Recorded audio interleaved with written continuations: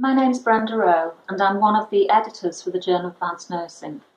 In our recently published paper in Jan, we undertook a systematic review of systematic reviews for the management of urinary incontinence and promotion of continence using conservative behavioural approaches in older people in care homes.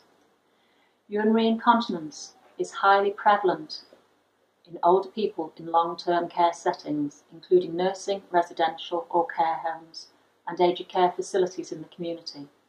The costs of managing incontinence in terms of staff time, resources, aids and appliances are high, yet economic evaluations remain few. There is limited but emerging evidence of effectiveness from systematic reviews of conservative behavioural approaches for the management of urinary incontinence, which form the main focus of nursing care.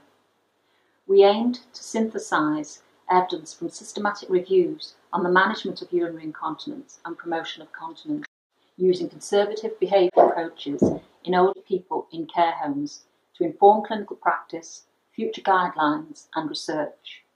We undertook a narrative synthesis.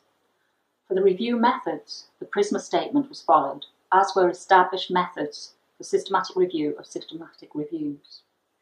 5 systematic reviews of high quality were included, 3 specific to intervention studies and 2 reviewed descriptive studies. Urinary incontinence was the primary outcome in 3 reviews, with factors associated with the management of urinary incontinence the primary outcome for the other 2 reviews. The evidence synthesis confirms that empirical research of toileting programmes, in particular prompted voiding, comprise the main interventions and approaches used for managing incontinence and promoting continence in older people in care homes. There is some evidence of effectiveness in the short term. More intervention studies, predominantly trials, are available than descriptive observational studies. Irrespective of their design, studies are heterogeneous, but indicate toileting and use of incontinence aids predominate, with more recent studies being of higher methodological quality. Few studies are available on economic evaluations, and studies of maintaining continence in older people in care homes are lacking. This evidence synthesis is the first of its kind and is useful to inform current national and international guidelines and consensus consultations. In conclusion, toileting programmes, in particular prompted voiding with use of incontinence pads, are the main conservative behavioural approach for the management of incontinence and promotion of continence in this population, with evidence of effectiveness in the short term.